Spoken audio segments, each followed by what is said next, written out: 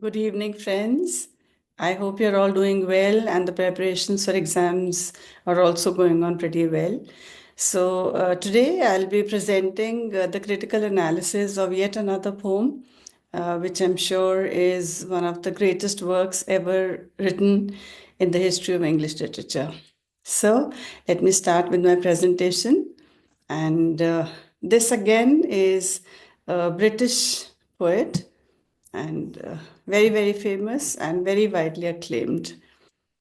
So, before proceeding to the presentation, let me welcome all my new subscribers and the old ones because old is gold. A very warm welcome to Eloquent English Enterprise. Thank you for your support. Thank you for your trust. So, here we go. This is the critical analysis of Ozymandias by Percy Bysshe Shelley. Okay, P.B. Shelley, one of the greatest ever writers in the history of English language. And this is about Tyrant King. Okay, so here it is. The introduction to the poem first. Percy Bysshe Shelley's Ozymandias is a powerful sonnet that explores the themes of time, power, and the fleeting nature of human ambition and the negativities which are associated with overt ambition, over ambitiousness. Through the fragmented remains of a once mighty king statue, Shelley offers a profound commentary on the vanity of earthly grandeur and the inevitable triumph of time. Time rules over everyone. No king, no emperor has been able to fight against time. They have died like a normal person despite all their extravaganza. So, sorry. The poem's narrative. Okay, initially we'll deal with the poem's narrative and its overall structure. So, I won't read out the whole thing in case you feel like you may pause because when I give a running commentary, the video becomes longer. So, here, this poem is framed as a story within a story. The speaker recounts meeting a traveler who had come across the ruins of a statue in the desert. So the statue is described in detail, from its shattered visage to the arrogant inscription on its pedestal. The poem structure, which is a sonnet, a poem of 14 lines, adds a layer of irony. The traditional form of love poems is used to depict the decay of power, highlighting the contrast between human aspirations for permanence and the reality of time's relentless march. It's man against time, and as always, man has to give up. Okay, the themes of the poem and its analysis and their analysis, right? So the first theme is the transience of power, okay, the ephemeral nature of power, very short, ephemeral, very short, not long lasting. So Ozymandias, a once mighty ruler, believed that he's going to endure the tests of time and age, but his ruined statue tells a very different story. It shows the futility of his ambition. And the inscription which he had got engraved, "Look on my works, ye mighty, and despair," is rendered ironic by the surrounding desolation. There's nobody to see his grandeur. So, the only thing that can be seen is his crumbling statue in this vast, indifferent desert. The second theme is that of the arrogance of hubris. Ozymandias' hubris, his excessive pride and self-confidence, is evident in his boastful inscription, as I just mentioned. And he believed, that was his thought, that his power was absolute and everlasting, that it would be eternal. But no, it didn't have to happen. As is common, man has to give up. He has to die one day. Anyone who takes birth has to go.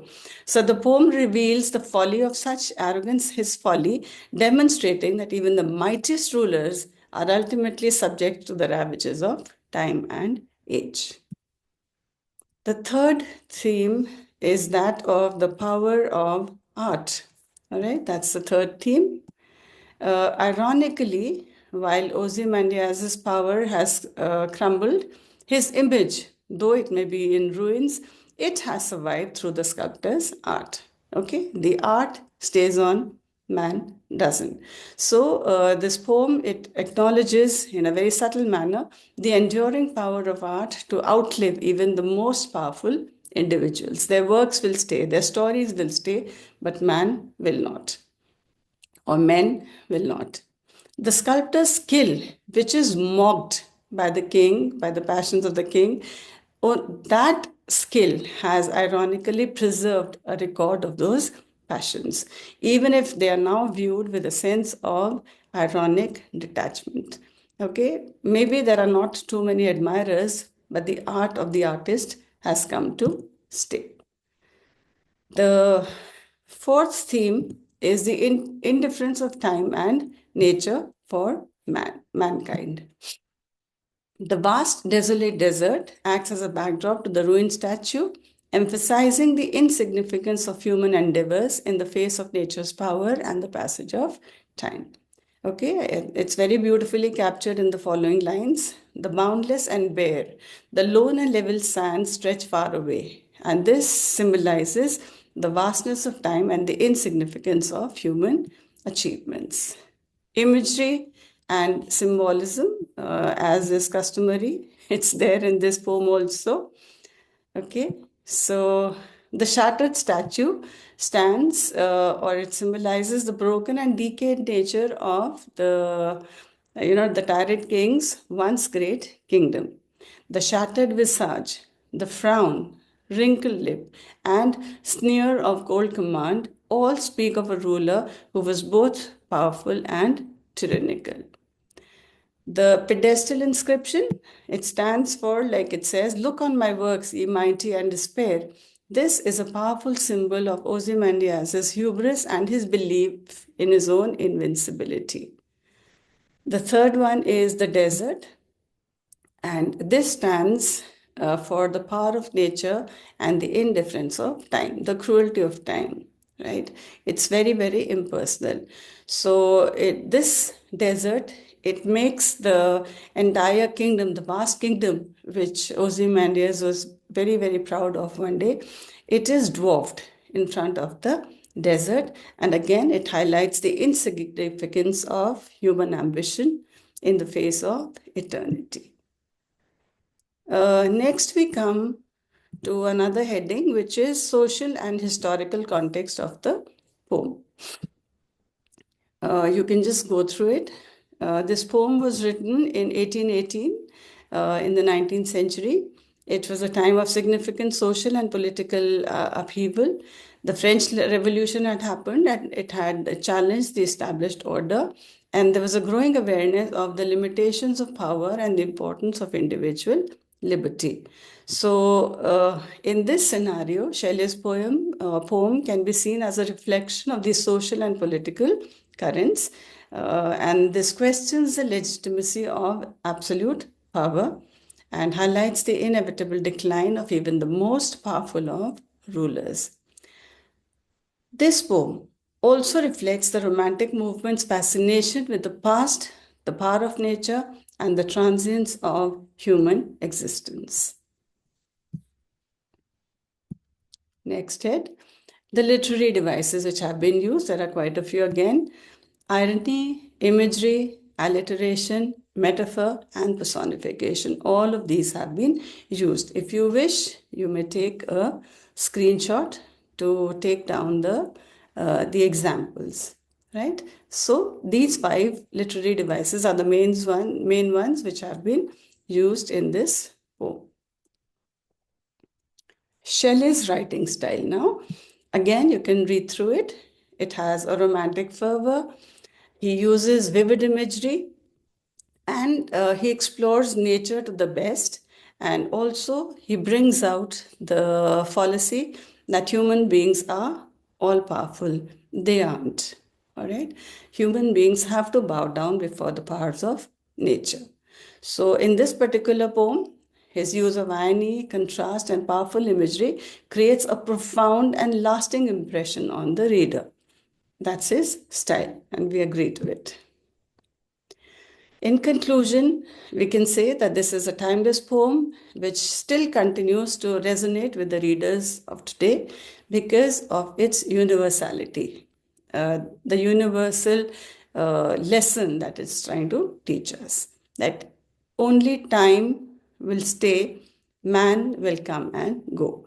So there is vivid imagery, there are powerful themes, there's a very good use of irony, and it also offers a profound meditation on the nature of power, time, and human condition.